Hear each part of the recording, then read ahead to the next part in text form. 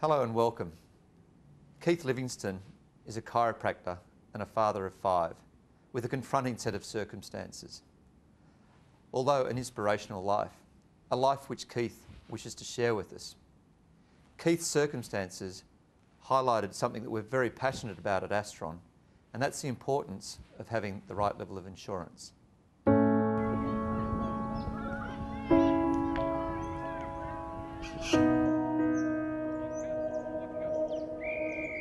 I'm 49, I'm a chiropractor and I've been practicing for 20 years. I've been, well, I guess some people would call me a health fanatic, Mr. Wellness. I used to run a lot as a competitive runner. I was ranked very highly in New Zealand and Australia over 5,000 and 10,000 metres. I've written a book on athletics, I coach a squad of kids in Melbourne. Very active, very well, very healthy, always looked after myself. Keith and I have been married for 17 years. We have 5 children. Annabelle's 14, Miranda 10, Conrad 7, Henry's 4 and Mietta, well, she's 8 months. We had a practice in Swan Hill for up to 15 years when Keith was ready to take a back seat, and we'd got some beautiful American people out that were ready to take the practice over, so we decided to have a little inland sea change to Barmah in the wetlands on the Murray. I just had a urgency about me with the children getting to that high school age. It was time to move to Bendigo. And so we took the step and bought a property down here to develop into a clinic. Function influences everything. Alive Chiropractic may be able to help you feel alive again. Care for yourself and your family. Bring on a smile and feel alive with Dr. Keith. Alive. There's no reason for me to be, wary of anything. Just had a lovely relaxed day. Best day, really, best day we had in practice.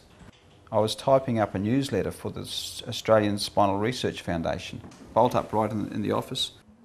My memory tells me it was like a TV screen, when you pull the plug out and it implodes to a little white thing. I can remember that, and a huge bang, like someone let off a shotgun in my ear.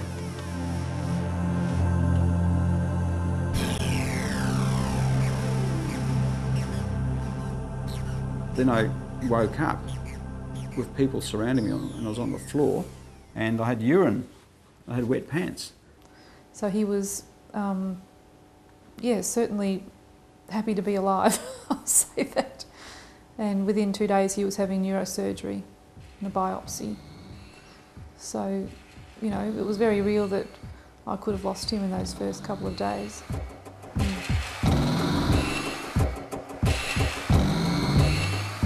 I'd had none of the signs that you'd expect for a brain tumour, and being a chiropractor, I'm well aware what those red flags are. That's the tumour mass in there. It's on the right side of my brain, meaning it should be affecting my left side function, but that's all perfect. I can stand on one foot and box a speedball, and I shouldn't be able to do that. I can stand on my left foot and tie my right shoelaces. All these things which I shouldn't be able to do, but I can. So it's, it makes you wonder how many other people are out there with tumours in their heads who are functioning well.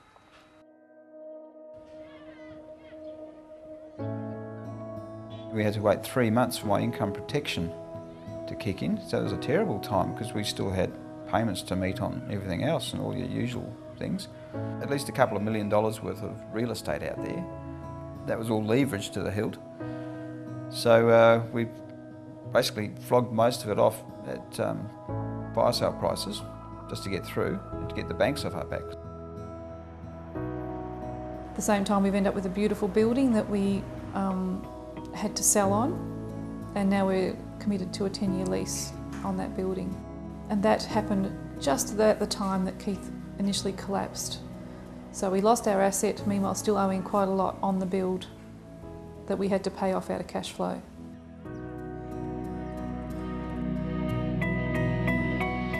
So there was all these other factors around the situation that created incredible stress. And I'm amazed that we're still here. And as a family and as a couple, that was huge. Meant a lot of things to the children, that sense of normality.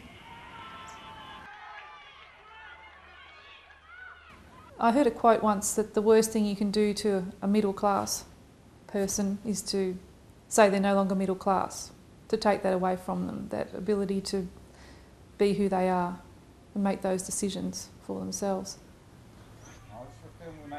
What's going to happen to my wife and kids? You know, I had visions of a Dickensian poorhouse, you know, being carted off and all that sort of stuff. And like I said, everything was imploding and not able to do a thing about it. You know, just having to be in bed and sleep all the time, you know, so.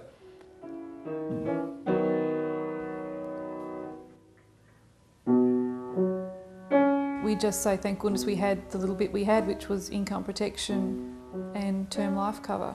And without the income protection, I don't know where we would be. We'd be living on Mr. Rudd, whoever the treasurer is at the time, you know, because there was just no way the practice was able to sustain us without Keith working in it. With my income protection, luckily I was able to go back to work, which wasn't really too good. And you know, it's a lot of energy you're putting into clients and patients. And one day I saw 58 people, you know, and it's just all too much when you're getting over a tumour, you know. Not having trauma cover, big mistake. Even a very small amount would have been very helpful. Even something like $100,000 would have gone a long way to buying you a couple of years' worth of time till you resolve things like selling practices, staff, covering all your repayments. It was lack of quality advice, you know. Asking more questions. I didn't ask enough questions. Didn't know I had to ask questions. I'd actually never heard of trauma insurance. So it's up to the advisors to not undersell their clients, to make sure they understand the full ramifications of what each insurance entails. Just because you've got one policy doesn't mean it's going to cover you for every scenario, and to be aware of what's in your policy. What should have occurred is just gone to a broker, like a one-stop shop, have all these boxes to tick off for the different types of insurance, okay, and made sure I was covered every which way, because, you know, you've got this business to run and staff to pay, you've got your family to support. If you're establishing a new business and you're leasing or buying stuff and you've got outgoings, you want to have all those outgoings covered. So luckily I do have an insurance that's kicking in, but I've been diagnosed as terminal to get that.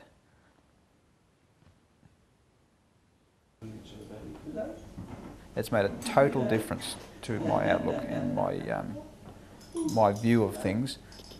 Thank goodness we had that, but it's not a nice diagnosis. Thankfully Keith's very positive, and we're all very positive for him, and we feel this is his second chance to get better.